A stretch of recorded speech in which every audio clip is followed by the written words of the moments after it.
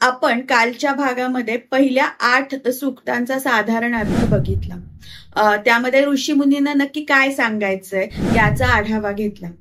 आता आजच्या भागामध्ये आपण 9 ते 15 या सूक्तांचा या व्हिडिओमधून आढावा घेणार आहोत. तर आता पहिल्यांदा 9वं सूक्त काय आहे ते बघूयात. गंधद्वारान् दुराधर्षान् नित्यपुष्टां करिष्णीं ईश्वरीं सर्वभूतानां तामिहोपव्यये श्रियम्. या सूक्तामध्ये श्री लक्ष्मीला पृथ्वी रूप मानलं गेलेलं आहे. यातील एक एक शब्द जर आपण बघितला तर पहिला शब्द घेऊयात, गंधद्वार. इथं पृथ्वीचं वर्णन आलेलं आहे, म्हणजे जिचं द्वार, जिची ओळख ही गंधामुळं आहे, जी गंधवती आहे अशी पृथ्वी, असं इथं श्री लक्ष्मीचं त्यांनी वर्णन केलेलं आहे. आता दुराधर्ष हा शब्द बघण्यापूर्वी आपण त्याच्या पुढचा नित्यपुष्टा या शब्दाची ओळख करून घेऊयात. तर नित्यपुष्टा म्हणजे ही जी गंधवती पृथ्वी आहे ती आपल्याला भरभरून देणारी आहे.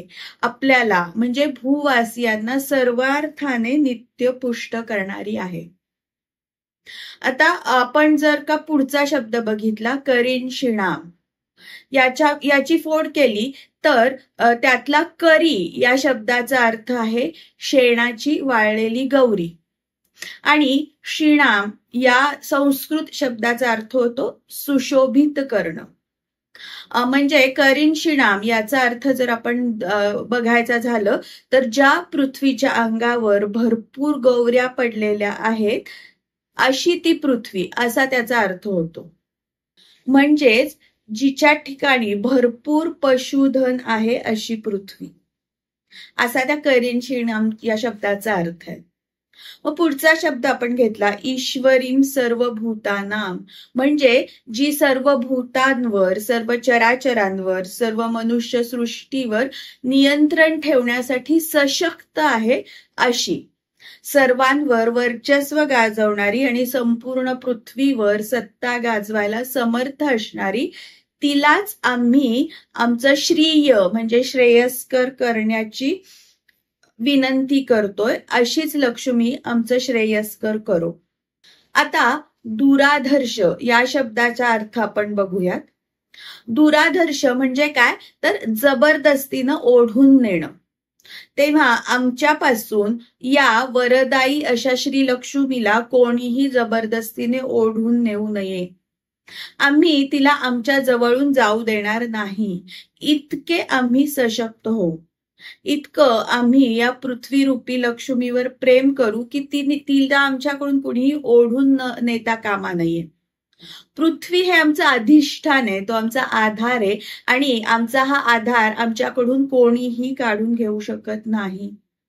अशी ती कायम आमच्या जवळ असावी आणि अशीच प्रजा येथे जन्माला यावी, अशी या सूक्तामध्ये प्रार्थना केली गेलेली आहे.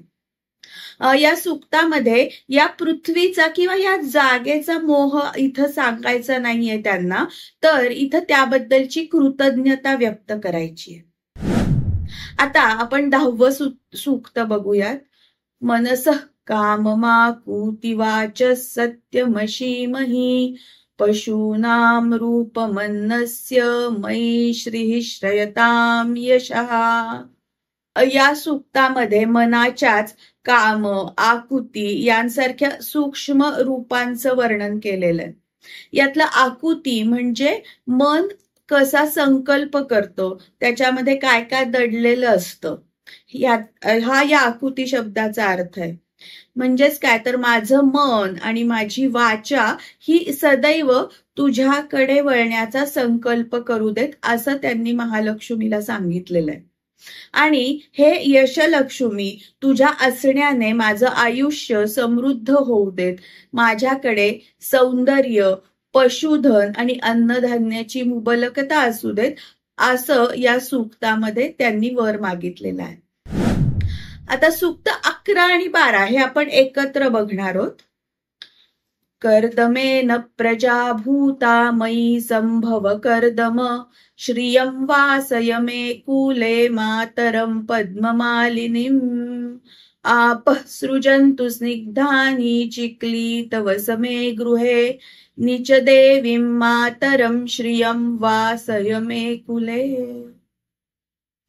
या सूक्तामध्ये आपल्याला मातृरूप श्रीलक्ष्मीचं दर्शन घडतं. कारण या सूक्तामध्ये कर्दम आणि चिक्लीत या दोन श्री लक्ष्मी मातेच्या मुलांना, तिच्या पुत्रांना आवाहन केलं गेलेलं आहे. यामध्ये कर्दम म्हणजे चिखल आणि चिक्लीत म्हणजे पाण्याची आर्द्रता. या दोन्हीही गोष्टी मनुष्याच्या अस्तित्वासाठी अतिशय गरजेच्या असलेल्या आहेत.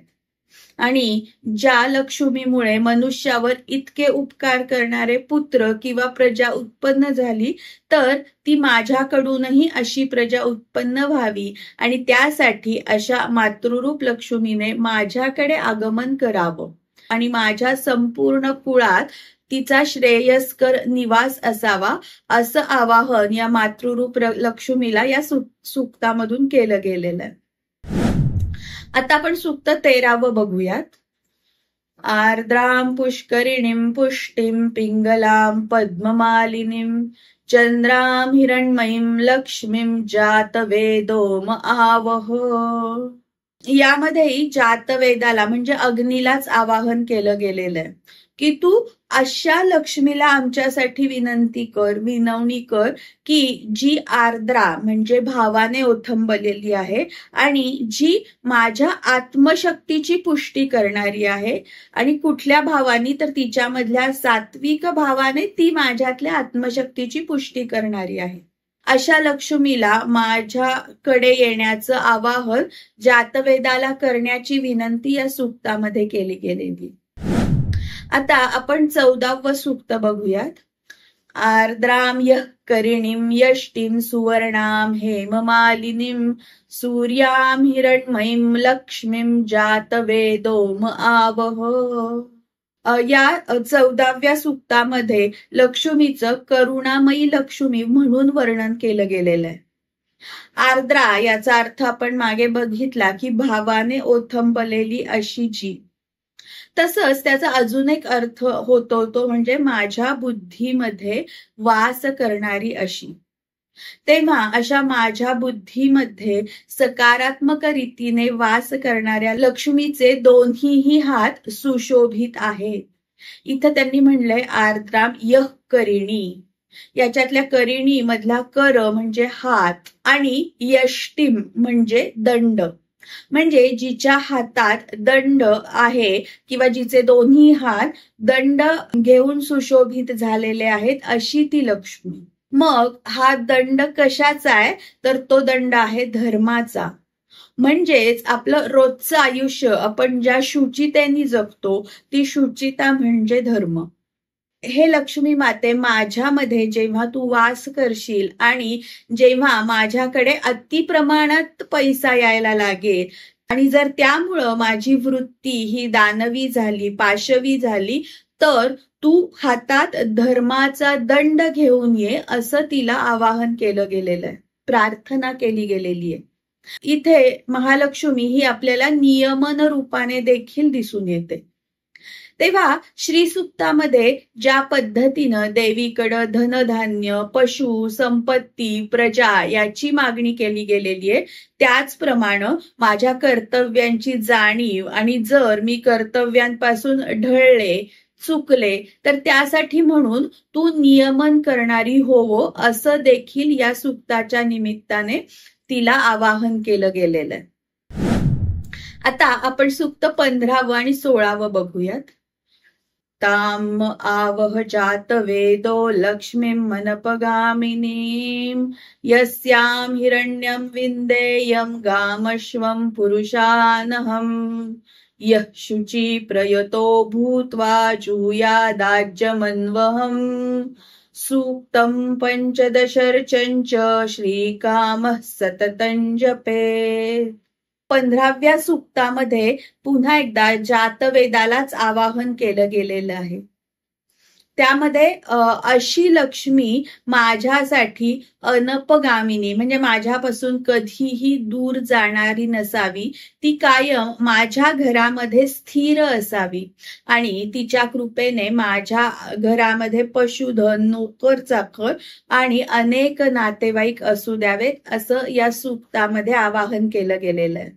आणि पुढच्या सूक्तामध्ये जो साधक तन मन धनाची शुद्धी करून दररोज तुपाचं हवन करून यज्ञ करून ही 15 सूक्त शुद्ध अंतःकरणाने म्हणतो, तेव्हा त्याला भौतिक संपत्ती तर मिळतेच, पण त्याच्यासाठी स्वर्गाचं दार देखील उघडलं जातं आणि जो कधीही कमी होत नाही असा सच्चिदानंद त्याला मिळतो. आणि हे श्रीसूक्त जे आहे ते हा सच्चिदानंद देणारच सूक्त आहे.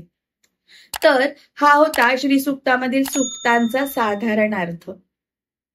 तुम्हाला ही सिरीज श्रीसूक्ताबद्दलची कशी वाटली ते मला नक्की कमेंट करून कळवा.